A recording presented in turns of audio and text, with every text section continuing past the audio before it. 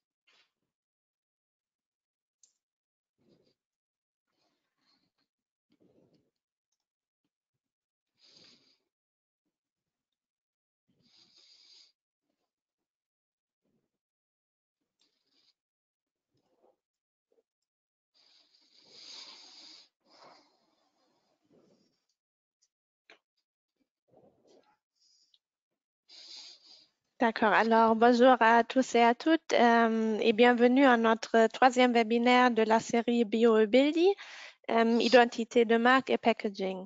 Je m'appelle Zara Swam et je travaille à la Chambre allemande d'industrie et commerce en tant que responsable pour le Business Desk Casablanca, qui est en coopération avec l'initiative spéciale formation et emploi de la GIZ. C'est avec un grand plaisir de vous accueillir aujourd'hui à la troisième édition qui est consacrée aux producteurs et entreprises qui souhaitent exploiter des nouveaux potentiels d'exportation dans l'agro-industrie BioAbility. Et je suis très ravie de vous présenter aujourd'hui nos intervenantes, Madame Aïcha Arabi de BioNour et Madame Esma Rarib, directrice de développement à l'export, qui vous parleront sur les points clés d'un branding réussi adapté aux produits du terroir et aussi de leur success story de la marque BioNour. Ce webinaire est organisé en coopération avec la GIZ dans le cadre de l'initiative spéciale formation et emploi. C'est une initiative qui a été lancée par le gouvernement allemand et qui est aussi connue sous la marque Invest for Jobs. Cette initiative est actuellement présente dans 8 pays partenaires en Afrique, dont le Maroc. Ici, l'initiative existe depuis 2018 et elle est mise en place par le projet Partenariat et appui aux moyennes entreprises de la GIZ. Pour plus de détails, vous pouvez aussi consulter le fact sheet sur l'initiative que nous allons vous envoyer aussi avec la présentation d'aujourd'hui après ce webinaire. Encore quelques informations concernant le déroulement du webinaire. Pendant le webinaire, je vous invite à poser vos questions ou commentaires dans le chat puisque tous les participants seront en mute pendant les présentations. Après la présentation, il y aura une discussion où nous allons répondre à toutes vos questions et aux remarques. Maintenant, on aimerait aussi savoir un peu plus de vous tout d'abord et on a deux petites questions. Alors, la première, c'est quel est votre secteur d'activité? Est-ce que c'est le cosmétique, c'est l'industriel ou c'est l'alimentaire ou est-ce qu'il y a plusieurs? D'accord, on attend encore d'autres réponses. Mais jusqu'à maintenant, la plupart, c'est en alimentaire aussi. On a 80% en alimentaire, 40% industriel et 20% dans le cosmétique. D'accord, c'est intéressant. Oui, alors. Et la deuxième question, c'est est-ce que vous exportez déjà? Oui ou non?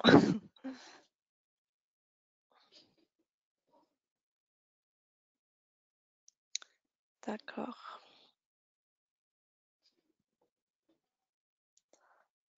Alors, on a à peu près 75% qui ne sont pas encore dans l'export et 25% qui exportent déjà.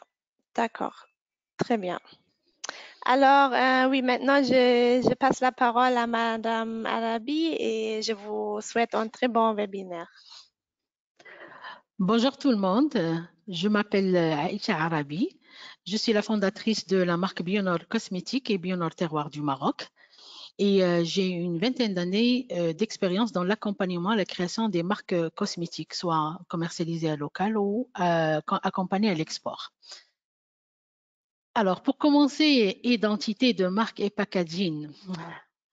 Alors, la fameuse question qui se pose aujourd'hui, on sait très bien que pour les marques qui existent sur le marché et pour vous aussi, on est tous en compétition pour attirer l'attention de nos clients avec tous les messages médiatiques qui nous entourent, mais il reste encore très difficile de convaincre nos clients vu la ressemblance des produits, surtout avec post-Covid, qu'on a une rareté des packaging, on a des packaging qui se ressemblent, qu'on fait aller avec, mais on n'a pas la possibilité d'avoir des packaging un peu différentes.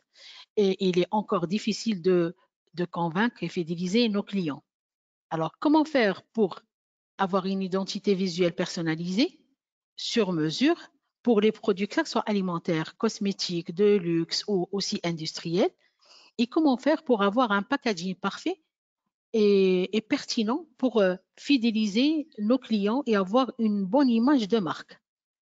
Tout d'abord, j'aimerais bien passer par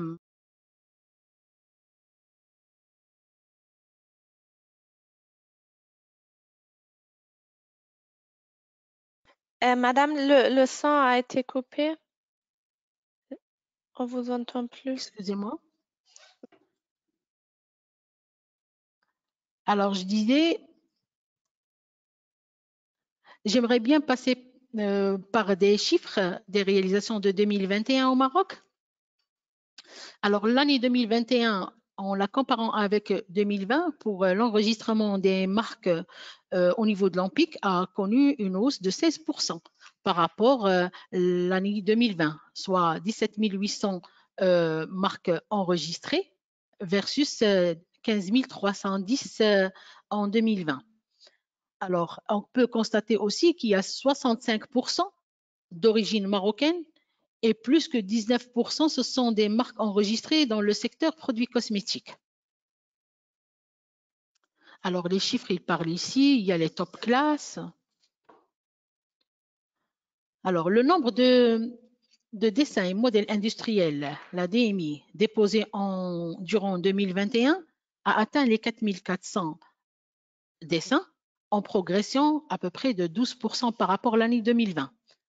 Et on peut constater qu'il y a 40% des DMI sont pour le secteur d'emballage et récipients. Ça veut dire que voir l'importance de l'emballage, l'identité de marque et packaging. Alors, le classement top 5 aussi en tout ce qui est DMI.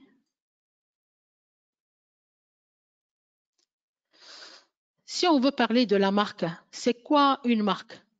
Une marque, c'est tout simplement signe qui permet de distinguer nos produits ou nos prestations de services par rapport à ce qui existe sur le marché aux concurrents. Il y a trois facteurs qui peuvent nous distinguer. La dimension de produit, comme on en voit au service.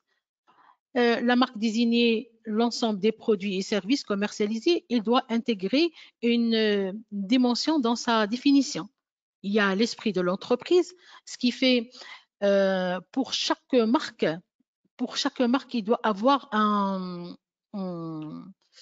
message à véhiculer via la marque. Troisième des choses, c'est s'inscrire dans le temps. Le produit peut avoir une durée de vie courte ou saisonnière, tout dépend du produit commercialisé. Alors, pour protéger nos marques, il faut passer par l'enregistrement auprès de l'Office des marques. Au Maroc, ici, on a l'ANPIC. Alors, la protection peut être nationale et internationale. On a les deux options. Alors aujourd'hui, l'ANPIC ouvre ses portes en tout ce qui fait, c'est pas nécessaire de rassembler tout le dossier et le ramener au niveau de l'organisme. Ça se passe en ligne. La marque est enregistrée pour une durée bien spécifique, c'est 10 ans. et puis il faut renouveler. Alors, qu'est-ce qu'il faut pour créer une marque? On a des étapes pour la création des marques. La première des choses, c'est définir votre public cible. C'est qui? C'est à qui on va vendre? Est-ce que c'est des femmes, des hommes, des jeunes, des moins jeunes, etc. Analyser le positionnement de notre marque par rapport à nos concurrents. Élaborer une stratégie de différenciation, peut-être créer une empreinte dans notre marque. Définir l'histoire et le message qu'on voudrait véhiculer via la marque et créer des attributs visuels, emballage et packaging. Après, faire l'analyse, c'est un reporting qui est mensuel ou trimestriel.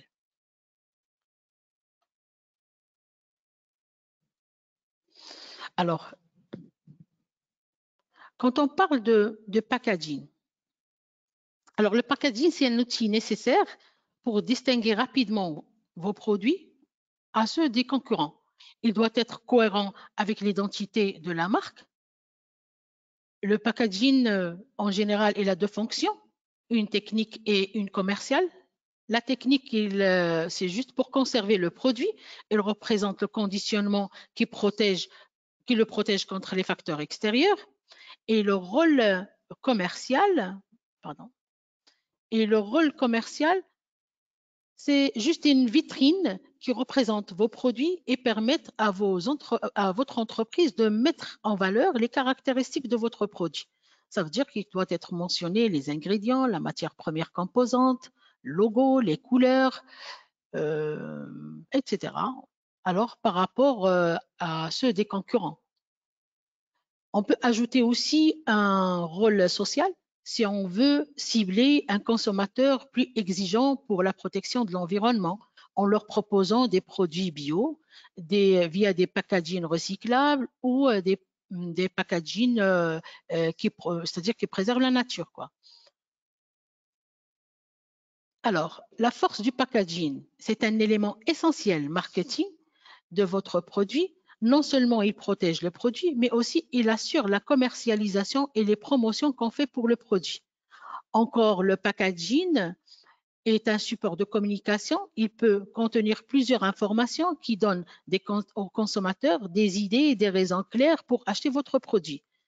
La mise en forme du contenant doit être aussi mise en valeur pour séduire le client à la première rencontre. Elle est spécialement conçue pour identifier par client fidèle et un packaging accrocheur doit contenir un élément attractif et un message percutant afin de se démarquer par rapport à la concurrence.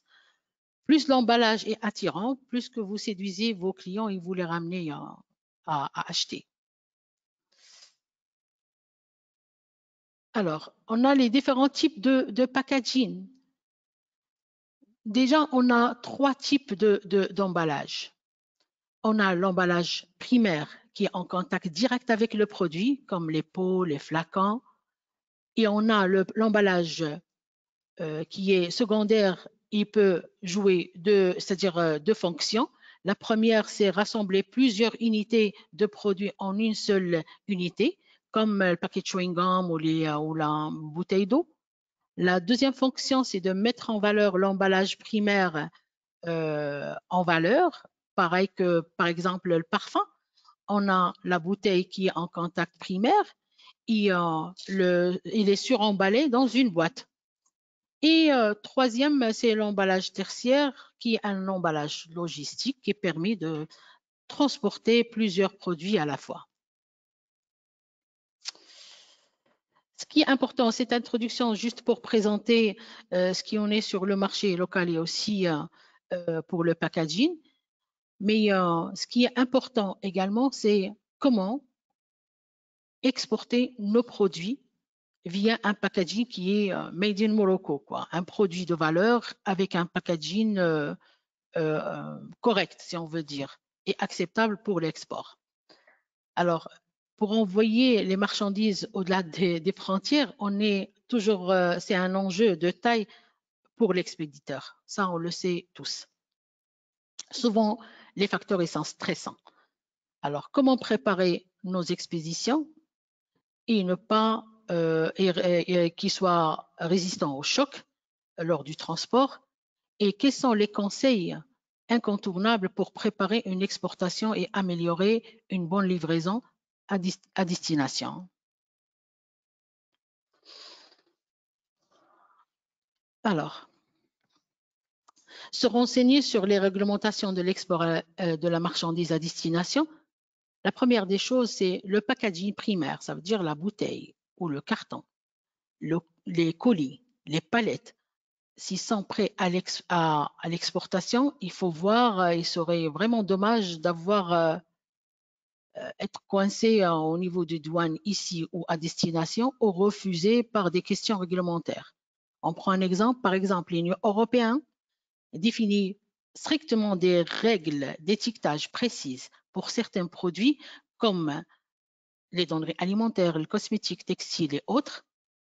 Et c'est-à-dire avoir des conseils des experts, il faut chercher votre transporteur international. Les transporteurs, les entreprises de transport international en général, ils sont rodés sur les procédures douanières. Ils peuvent même aller jusqu'à s'occuper de dédouanement de vos exportations.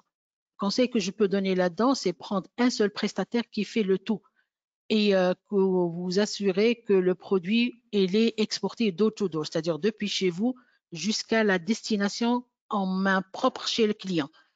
Comme ça, c'est-à-dire votre prestataire de service, il va se renseigner sur c'est-à-dire tout ce qui est formulaire administratif, douanière, réglementation. De fait qu'ils sont expérimentés, ils sont rodés sur la chose, quoi. Alors, renseignez-vous toujours sur les pays d'exportation afin d'éviter de mauvaises surprises. La qualité d'emballage aussi, il faut la prendre en considération. Il y a des emballages qui passent et il y a des emballages qui ne passent pas. Alors, ce qu'il faut vraiment retenir, il y a 3 points clés. C'est bien choisir son emballage primaire, qui soit vraiment maniable sans difficulté par le transporteur, réfléchir à son envoi par palette et choisir des formats adaptés, et soigner l'étiquetage, que ce soit pour l'emballage primaire, secondaire et tertiaire. Même la palette, il faut vraiment emballer selon les normes avec des étiquettes, des renseignements qui peuvent aider à faire rentrer votre produit sur destination sans souci. Là, on va passer aussi pour un modèle d'une étiquette cosmétique. Du fait que je suis dans le cosmétique, j'ai choisi une étiquette dans les normes européennes. Qu'est-ce qu'il faut mentionner sur une étiquette? Et ça passe aussi sur le marché local. Alors, pour une étiquette d'un produit cosmétique, il y a tout d'abord, il faut mentionner la marque ou la société, le nom du produit et la fonction. On peut mettre en bas, ça c'est au milieu, on peut mettre en bas, si on a des certifications biologiques délivrées par un organisme agréé, on peut mettre le logo, on peut mettre les contenances aussi. Alors, derrière le flacon ou de côté droit, côté gauche, ça comme votre conception est faite sur l'étiquette, il faut toujours, c'est obligatoire de mentionner la liste des ingrédients ou les ingrédients. Si on est sur un produit naturel ou biologique, il faut mentionner aussi les pourcentages d'ingrédients naturels et biologiques, parce que là, ça donne plus d'intérêt à prendre le produit. C'est les naturels à hauteur de 100%, c'est les biologiques à hauteur de 100%, c'est à 90%, 95%. Les gens aiment bien voir ces chiffres-là mentionnés sur le flacon.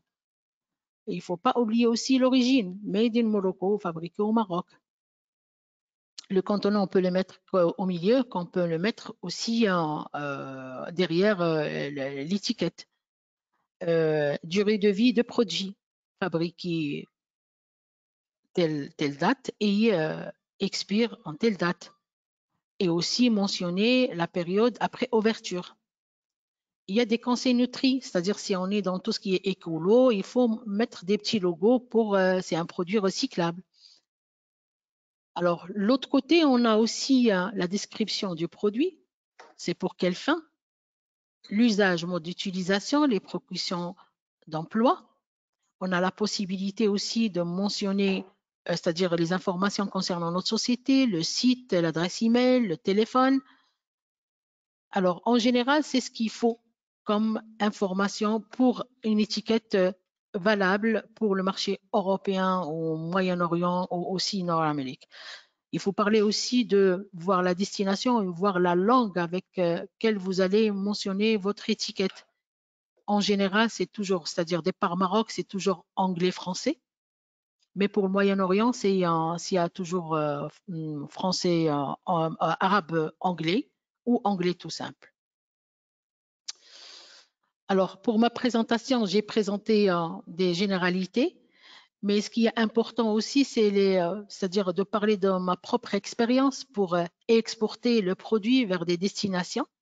Moi, tant que je suis dans les cosmétiques, j'ai réussi depuis 2015, à exporter la Bionor cosmétique au Bionor terroir du Maroc vers quelques destinations en Europe sur 5 pays, en Moyen-Orient aussi, et en Nord-Amérique, au Canada et aussi aux États-Unis. C'était pas vraiment facile,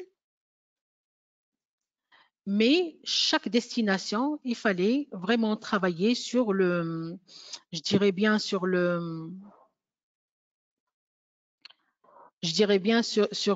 packaging, faire une étude benchmarking bien en avant, voir les caractéristiques du produit. Pour la destination, il faut choisir la langue, positionnement de produit pour qu'on puisse choisir le packaging adéquat qu'on veut lancer pour ce marché-là. Alors, je vais vous présenter un petit peu le marché, le Bionor terroir du Maroc. On sait très bien que post-Covid nous a causé des problèmes, de fait que le packaging ici au Maroc, il était en rareté et tout le monde a travaillé avec, il a dû changer le packaging de fait qu'il ne pouvait pas importer, que plus que 70% de packaging il est importé depuis la Chine et que les gens ici au Maroc, pour les marques qu'ils étaient, ils tournaient en rang à chercher un packaging adéquat pour changer, pour remplacer ce qu'ils avaient. Et on s'est retrouvé sur le marché local avec des produits qui sont presque identiques. Et ce qui fait la différence, c'est juste le logo. Nous avons constaté tout ça et nous avons eu une réflexion autre. Pourquoi ne pas créer un packaging original, une création propre à nous, empreinte propre à nous, qui va nous faire différencier ici au Maroc et qui va peut-être, à l'échelle internationale, valoriser nos produits. Déjà, on a travaillé avec, c'est-à-dire tous les produits de terroir, mais on a mis c'est-à-dire en valeur, en premier temps, l'huile d'argan sur sa variété cosmétique et sur sa variété alimentaire. L'étude qu'on a effectuée dans la plupart des pays du monde entier, ils connaissent l'huile d'argan juste comme un produit cosmétique. Et nous, on voulait le lancer en tant que produit aussi alimentaire et faire connaître ses variétés alimentaires. Du coup, qu'on a été, c'est-à-dire on a côtoyé pas mal de foires, de salons. On a vu les pays, par exemple, l'Espagne, l'Italie, la Grèce. Ils ont juste l'huile d'olive. Ils le valorisent d'une manière comme pas possible. Alors, voir des fois, moi, je tombais sur des packaging. Je croyais que c'était des parfums. Alors, en s'approchant, je voyais que c'était juste l'huile d'olive emballée en carton, en second packaging, comme un parfum. Et à l'intérieur, le packaging primaire, c'est une bouteille originale comme un parfum, les parfums c'est-à-dire de signer. Alors, or que je me disais, je me posais toujours la question, au Maroc, on est les seuls producteurs d'huile d'argan au monde entier. Alors, pourquoi on choisit des packagings qui viennent de la Chine, en plastique, en verre quand même? On fait un effort énorme pour la qualité de produit, pour la certification biologique, pour tout ce qui est technicité de produits, de contenants. Et pour le vendre, on ne fournit pas d'efforts pour embellir le packaging, sachant bien que le consommateur en général, il est attiré par le visuel en premier lieu. En deuxième lieu, peut-être la texture de produit, la qualité de produit. Alors, moi, j'optais pour le packaging, c'est-à-dire le visuel, la partie. C'était mon point d'interrogation et mon souci. Comment choisir un packaging qui va répondre à toutes mes questions? Alors là, on a pensé avec ma partenaire à créer un packaging qui va valoriser le produit de terroir, mais via, je dirais, l'artisanat marocain, quoi. Et comme ça, je vais travailler par amour sur le produit, de un, et préserver la nature tout en valorisant et l'huile d'argan et notre artisanat et notre artisan marocain. Là, je vais vous laisser avec ma partenaire Asma Rarib, qui va vous parler un petit peu des étapes qu'on a suivies pour mettre en place ce genre de packaging. Juste une petite minute.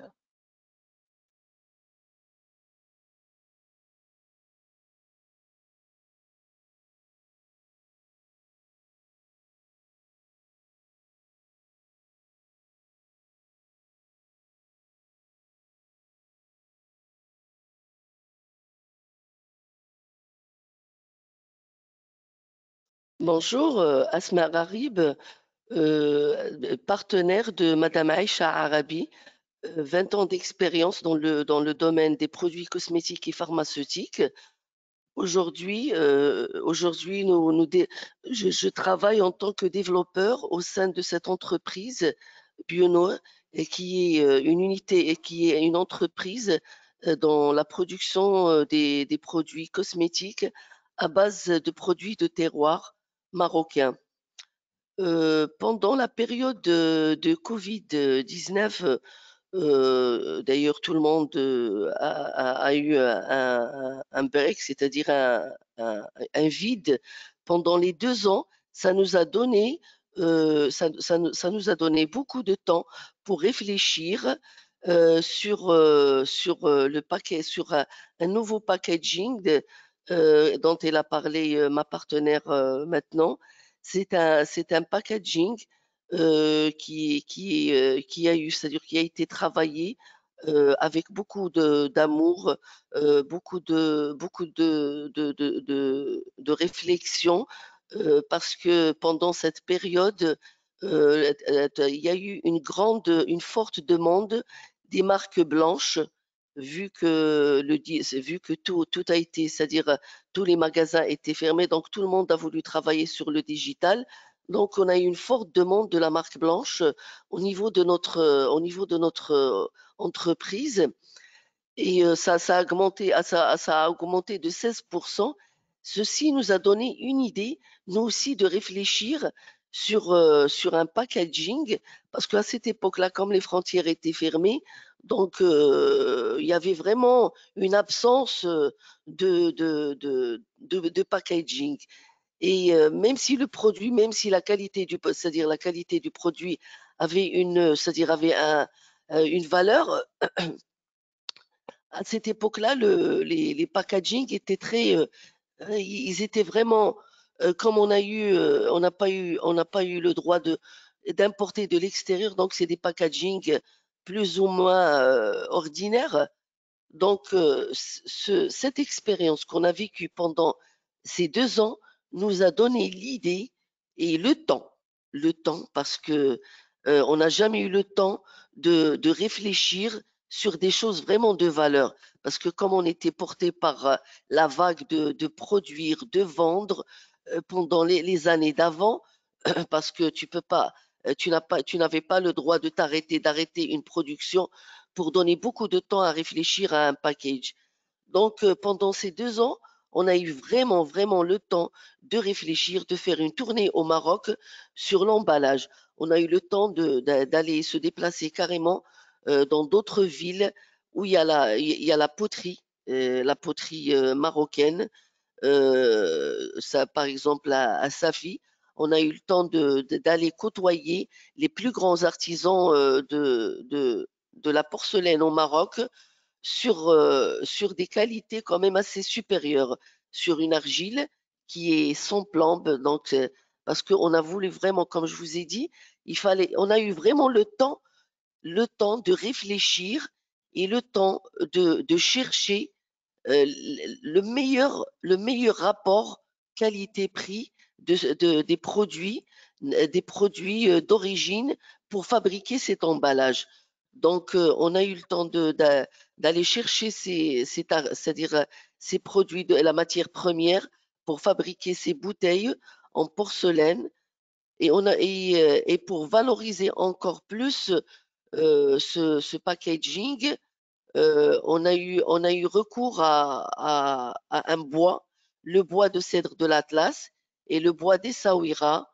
Le bois d'Essaouira, la tuya, c'est un bois qui est d'abord hermétique et puis antiseptique parce que il dégage des huiles essentielles qui protège le produit contre la bactérie, contre les agents externes comme la chaleur, le froid très intense.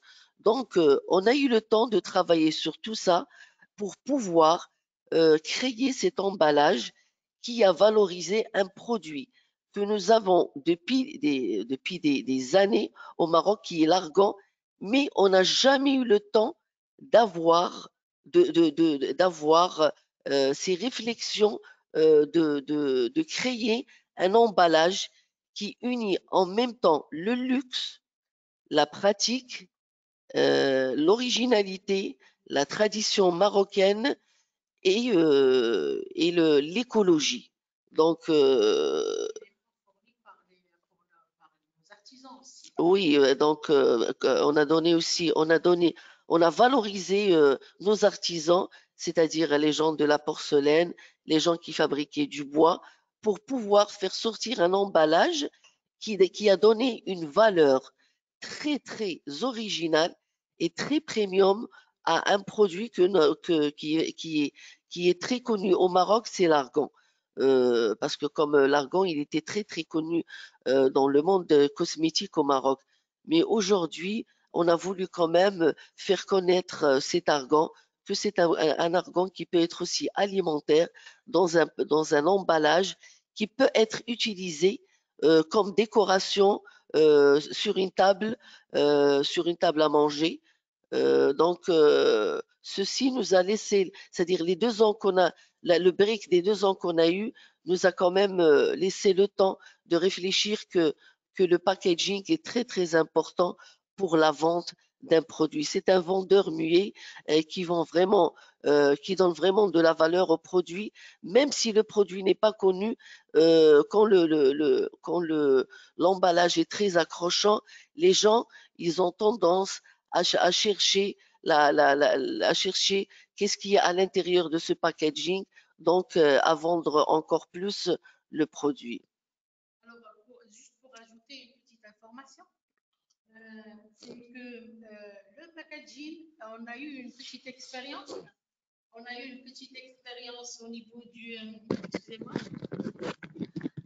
Alors, nous avons voulu évaluer le produit. Alors, on était sur le CL de Canada à Montréal en avril de cette année et on était dans une compétition pour la qualité de branding et l'image de marque.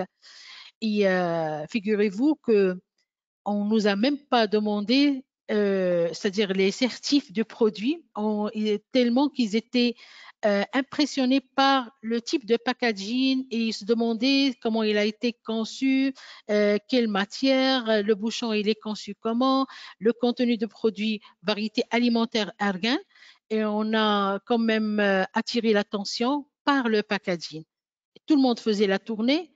Et il n'y avait que le packaging qui attirait les gens, me disaient sur notre stand, c'est quoi ça? C'est un parfum? Non, c'est l'huile d'argan. Alors les gens au Canada, ils ne connaissaient pas l'huile d'argan alimentaire, donc ils hésitaient à faire des dégustations, à goûter de l'huile d'argan.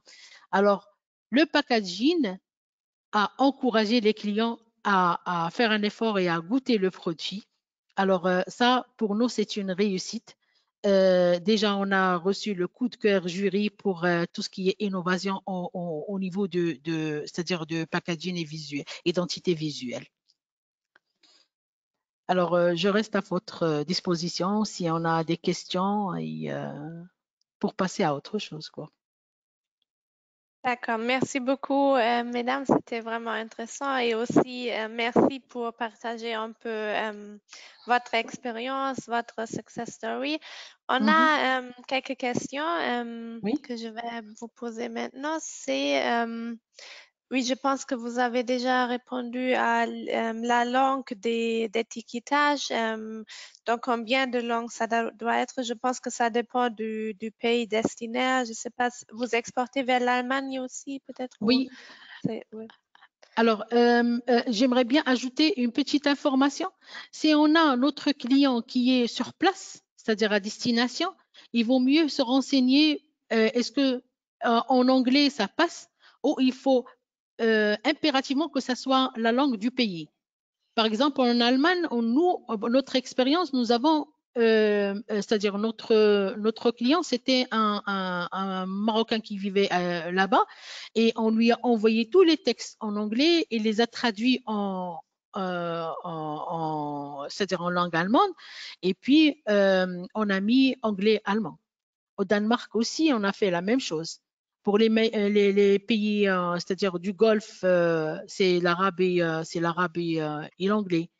Pour l'Italie, l'Espagne.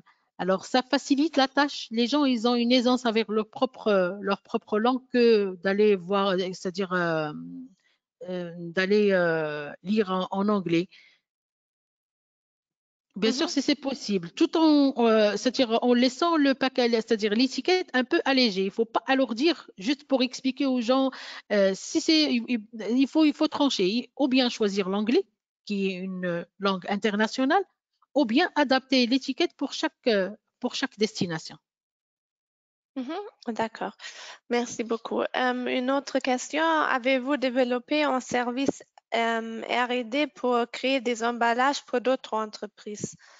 Oui. Oui, oui. Alors, nous, si vous allez passer sur notre, c'est-à-dire déjà sur nos réseaux sociaux, vous allez trouver d'autres packaging pour d'autres produits de terroir. Il n'y a pas que l'huile d'argan, il y a l'huile d'olive, il y a le safran, il y a pas mal de produits en tout ce qui est alimentaire et le cosmétique aussi.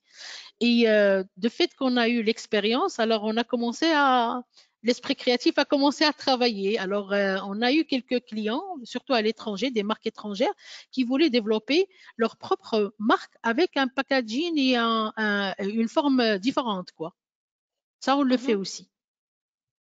D'accord, très bien. Et aussi une autre question, est-ce que vous avez peut-être constaté des différences de, oui, de l'attractivité du produit sur le marché étranger au Maroc? Quelles sont les différences, oui, les requis de consommateurs qui sont différents entre le marché local et l'export? Sur quoi est-ce qu'on doit faire mettre le Alors, point si on est... moi, je vais dire une seule chose. Pour un produit marocain, si je lui présente un produit marocain pour les Marocains, les gens, ils connaissent. À titre exemple, moi, je vais toujours parler d'huile d'argan. On n'en trouve pas un Marocain qui ne connaît pas l'huile d'argan. Mais il faut fournir un effort énorme pour un marché étranger. Parce que les gens, moi j'étais vraiment très étonnée de connaître que l'huile d'argan n'est pas connue en sa variété alimentaire. Les gens ils connaissent pas, ils voulaient juste goûter, voir c'est quel goût, comme le sirop d'érable par exemple au Canada. Il y a quelques pays qui connaissent pas le sirop d'érable. Est-ce que c'est du sirop, c'est du miel, c'est quoi ça? Alors c'est la même chose il faut fournir un effort énorme pour présenter un produit marocain au nom marocain, quoi. Mhm. D'accord. Une autre question. Comment voyez-vous les processus de la création de marques pour les produits du terroir? Aujourd'hui, on est sur la mode vraiment artisanale. Il y a une évolution ces 5 dernières années. Aujourd'hui, on commence à valoriser, à prendre soin du packaging, à mettre en valeur toujours la qualité de produit. Je dis bien la qualité de produit. On peut mettre, c'est-à-dire sortir, faire un benchmark et ramener tous les produits de terroir marocains qui soient commercialisés ici au Maroc ou à l'international. On va trouver qu'ils ont le même langage, le même discours, une même identité. Alors, tout le monde parle on a une même histoire, quoi. Alors, si on veut parler un produit de terroir marocain, on a la même histoire qu'il faut véhiculer. Chaque personne, il va c'est-à-dire formaliser les phrases qu'il va mettre sur le packaging, mais le reste, l'objectif, ce sera le même. Alors, il faut s'inspirer des pays qui ont un élan de développement pour valoriser les produits des terroirs. Moi, je vous donne un exemple. Juste le vin bordelais pour les Français. Moi, j'ai assisté à un show dans une exhibition qui présentait le vin bordelais comme une histoire à raconter aux enfants. Il y a le monsieur avec une mascotte, avec le truc comme un historien qui raconte l'histoire du vin bordelais. Il a ramené les petits raisins, des filles et des jolies filles, une petite machine qui tourne en bois, les filles qui écrasent les raisins. Après, il y a le jus qui sort. Après, il y a la dégustation qui se fait aux parents et les enfants, ils ont eu des sucettes sous forme de raisins. Et après, par la suite, ils ont fait sortir la chef-d'œuvre. C'est une bouteille avec un coffret qui est très bien fait pour donner une valeur, une histoire, c'est-à-dire une identité à un produit. On a la possibilité de faire ça. L'huile d'argan. Alors, l'huile d'argan, je ne sais pas au niveau de notre audience, est-ce qu'ils savent l'histoire de l'huile d'argan au Maroc? Comment il a été initié, qui sont c'est-à-dire, oui, il est d'origine de Sousse, de sud du Maroc, mais comment ils ont découvert l'huile d'argan? Quelles sont les étapes? Est-ce que c'est des Marocains? Comment il a été découvert? Comment ils ont su que l'affiage ou l'amandant, tant qu'on le déguste cru, il est très amer? Comment ils ont su c'est-à-dire le torréfier et puis l'extraire pour avoir l'huile d'argan? Quelles sont les étapes que nos antécédents ils ont fait pour nous ramener cette huile? Quand est-ce qu'a été initié? Savez-vous, je vais vous donner juste une petite information, que l'huile d'argan, il a été, en sa variété cosmétique, il a été découvert dans les années 40. Et les Français, ils le présentaient en tant que l'huile magique, en l'introduisant dans des sérums, des huiles sur des grandes marques, alors sans mentionner l'origine de produit ou c'est quoi comme produit, quoi. Alors, il faut juste chercher, creuser dans notre histoire, voir chaque produit de terroir, chaque produit d'origine marocaine, son histoire, et essayer c'est-à-dire d'établir c'est-à-dire une identité pour créer notre marque. Et tabarakallah, au Maroc, on a des histoires et des histoires. Voir à la source et demander auprès des gens, des producteurs, les anciennes aussi, qui peuvent nous donner des informations très, très importantes pour mettre en valeur nos produits. Ils font les étrangers. Alors, il faut savoir une chose. Un produit d'origine marocaine, il est très bien commercialisé par des marques étrangères que par des marques marocaines. On se pose la question, pourquoi? Eux, ils cherchent, ils creusent, ils adoptent des histoires qui sont les nôtres. Pourquoi ne pas faire la même chose, au moins? Après, on laisse notre originalité, notre patrimoine, et c'est-à-dire on le rajeunit, on restaure, on le valorise, tout en l'adaptant c'est-à-dire aux générations qui vont venir, quoi. Oui, exactement. Je pense que c'est ça aussi un peu la réponse pour une autre question qu'on a reçue, c'est quels sont les conseils pour démarquer du reste. Et je pense que oui, au Maroc, il y a beaucoup de potentiel pour les histoires derrière les produits, pour le storytelling, pour utiliser tout ça et tout ce que vous avez mentionné maintenant pour chaque produit pour vraiment vendre une histoire et pas Oui, seulement un oui. produit. Alors, Euh, j'aimerais bien ajouter quelque chose. mhm. Déjà, le titre bio. Alors, c'est les produits biologiques marocains. Et Bildi, c'est ça. C'est rénover le Bildi, le restaurer et le ramener authentique et premium. C'est ça notre hic. C'est ça notre objectif. Si on va s'orienter vers ça, moi, c'est un exemple que j'ai montré. Et c'est mon rêve de voir plusieurs marques c'est-à-dire qui se développent autrement, pas que ce que j'ai conçu, mais qu'on aura une compétition dans ce sens. Ça va valoriser, ça va donner plus c'est-à-dire de valeur, ça va valoriser mon produit et les autres, quoi. Une bonne concurrence, quoi. Oui, très bien. Alors, une autre question, quels sont les défis que vous avez rencontrés pendant la création de votre marque ou aussi peut-être les défis, les plus grands défis à l'exportation? Alors, les plus grands défis, c'est l'ignorance c'est-à-dire des exigences du marché. Tout d'abord, pour chaque destination, il faut se renseigner, il faut s'informer des réglementations. Il y a des sites, c'est-à-dire il faut rentrer juste c'est-à-dire sur les sites des organismes concernant comment introduire le produit à destination, et puis essayer d'adapter le produit selon les normes demandées. Pourquoi? Parce que chaque pays, il a une spécificité qu'il faut respecter. Mais sur l'ensemble, on a un très bon produit qui est facilement à certifier. On reste quand même un pays qui est un pays vierge pour les produits de terroir. On reste dans le biologique, d'accord? Alors il faut juste adapter notre présentation de produits selon le marché demandé. Si je vais parler de défis, il faut c'est-à-dire que je détaille pour chaque destination. Par exemple, en Europe, là, l'Union européenne, le produit, il est accessible d'une manière très facile en France, qu'en Espagne, en Italie, un peu moins qu'en Allemagne, en Suisse, en Pays-Bas ou Danemark. Alors, il y a des petites exigences qui sont demandées quand même, mis à part la langue, hein. Alors, le taux d'acidité des produits, la qualité de produits, le packaging, ce qui est mentionné là-dedans. Alors, sachant que les pays sont c'est-à-dire du Nord européen, le Moyen-Orient aussi. Alors, d'un pays à l'autre, il y a une exigence. Mhm.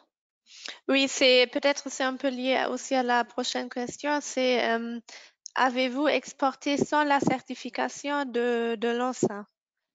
Je ne sais pas si c'est De possible ou... l'ANSA, Oui.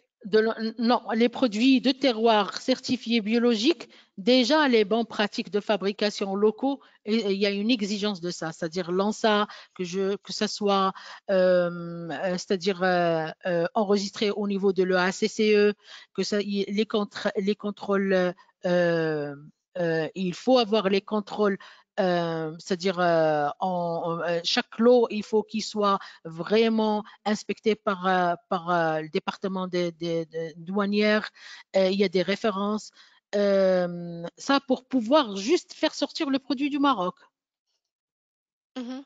Après, l'ANSA à l'international, non, il faut les certificats De chaque... c'est-à-dire qui prouvent que le produit il est biologique. Il y a l'Écossaire, il y a les autres Mm. certifs, quoi. Oui, on a aussi un webinaire la semaine dernière que vous pouvez aussi trouver sur notre chaîne YouTube où on a parlé exactement des certifications de qualité qui sont Mhm. exigées pour exporter vers l'Europe principalement. Sinon, oui, une autre question, est-ce que vous avez remarqué aussi des, de l'adaptation de votre identité de marque pour des différents marchés? Par exemple, vous avez parlé aussi que vous exportez vers le Moyen-Orient. Est-ce que Mhm. vous avez adapté peut-être votre identité de marque pour mieux réagir aux consommateurs de ce marché qui est peut-être différent qu'en Europe. Alors, ce que j'ai expliqué tout à l'heure, c'est déjà connaître les goûts de chaque destination. Par exemple, le Moyen-Orient, on a eu l'idée que comme quoi il faut tout ce qui est doré, tout ce qui est brillant, il est très demandé par le marché Moyen-Orient. Or qu'aujourd'hui, non, mais il faut revoir les choses. Les gens, ils se sont développés comme on a développé. Ils ont une visibilité sur le monde entier. Ils ont commencé à voir aussi le bio. Il y a une certaine exigence qui a commencé à s'imposer au niveau du marché Moyen-Orient. Il n'y a pas que quand ils voient aujourd'hui un packaging. Par exemple, je vais donner l'exemple du cosmétique. On a toujours travaillé pour le Moyen-Orient sur des packaging dorés. De dire que c'est la tendance qu'ils et travailler sur les parfums. Eux, ils veulent le produit qui soit parfumé, non pas pareil que le marché européen. Les Européens, ils aiment les choses c'est-à-dire en sa variété naturelle. Les gens du Moyen-Orient, non. Et ils aiment tout ce qui est parfumé. On était amené à introduire quelques parfums avec des huiles essentielles sur les produits comme ça pour répondre et pour s'adapter au marché. Mais aujourd'hui, même au Moyen-Orient, ils ont commencé à s'ouvrir sur c'est-à-dire les goûts, les différents goûts européens, américains. Alors, il faut toujours se renseigner et mettre à jour c'est-à-dire les nouveautés sur chaque marché et essayer d'adapter au fur et à mesure notre production par rapport à la mise à jour de destination. Mhm. Et est-ce qu'il y a peut-être quelque chose de particulier pour le marché allemand que vous avez remarqué? Parce qu'on a vu qu'il y a, surtout mais en Europe généralement, une tendance pour le bio, aussi, on a vu ça dans la période Covid, que les gens préfèrent les produits naturels et bio. Est-ce que vous avez constaté ça aussi dans vos ventes ou vos exportations vers le Regardez, supermarché bio, peut-être? Oui. je vais donner un exemple aussi. Alors, j'étais en 2016, j'étais sur une exhibition qui est la Semaine verte qui est organisée chaque année à Berlin. Et en sortant, je voulais prospecter quelques clients à Berlin et faire de benchmarking. Et j'étais c'est un bioshop qui vendait de l'huile d'argan. Et j'ai remarqué qu'ils avaient mon produit à moi, un produit d'une marque française que j'ai produit ici au Maroc. Alors, le client français, il a fait une admission temporaire de packaging. Moi, j'ai fait le remplissage, le certissage et j'ai renvoyé en France. Après, depuis la France, il a pu, c'est-à-dire exporter et distribuer le produit en Europe. Et j'étais voir la dame qui était au shop et je lui ai expliqué comme quoi c'est un produit d'origine marocaine et nous, on a la possibilité de lui vendre. Je voulais la prospecter, la ramener vers nous. Alors que le coût, il sera réduit, alors rapport qualité-prix sera meilleur, pareil, sinon meilleur. Vous savez ce qu'il m'a dit? Il m'a dit, regardez madame, oui, c'est vrai que le produit, il est d'origine, que ça se peut que il vient de votre unité et il est d'origine du Maroc. Mais ça reste que les Marocains, ils ne savent pas valoriser le produit. Il faut que ça passe en matière première en France. C'est ce qu'il leur a expliqué, hein, les Français. En matière première en France, matière brute. Après, eux, ils ont travaillé sur le produit pour, c'est-à-dire tout ce qui est certification, tout ce qui est taux d'acidité, c'est-à-dire pour tout ce qui est, je ne sais pas, ils l'ont raffiné et le mettre en bouteille où ils font plus confiance à une marque française qu'une marque marocaine. Et ça m'a fait mal au cœur de dire que le client français, il fournit rien. Il fait juste prendre le produit et le distribuer. Regardez comment il a. Il ne voulait pas acheter c'est-à-dire mon produit. Et du coup, en rentrant, je voulais travailler sur autre chose, travailler sur la qualité de produit, la qualité de marque, faire, c'est-à-dire parler de notre background dans ce secteur. Et si on mutualise nos efforts, nous, les producteurs ou les distributeurs qui sont dans le secteur de bio et Beldi, soit local ou à l'international, on a la possibilité. On a la possibilité. Oui. On est tous unis pour un marché à l'international. On a la possibilité d'acquérir le marché et de présenter notre produit nous-mêmes autant que Marocains et ne pas laisser d'autres pays présenter à notre place, c'est-à-dire nos terroirs du Maroc. Oui, merci beaucoup. Je pense que c'est vraiment c'est ce qu'on a discuté pendant ce webinaire, l'importance de vraiment créer une identité de marque qui se vend avec le packaging. On a encore une autre question, c'est combien de temps est-ce que cela vous a pris d'avoir la certification de l'ANSA et quel est le coût moyen? J'ai pas d'idée sur le coût, mais déjà avoir la certification en ça, il faut que ça soit selon les normes demandées. Il y a un cahier de charge à respecter tout de départ pour la production et c'est pas très difficile, hein. Il y a un accompagnement au niveau des organismes qui nous accompagnent ici au Maroc à être dans les normes pour pouvoir être certifié. Ce n'est pas difficile.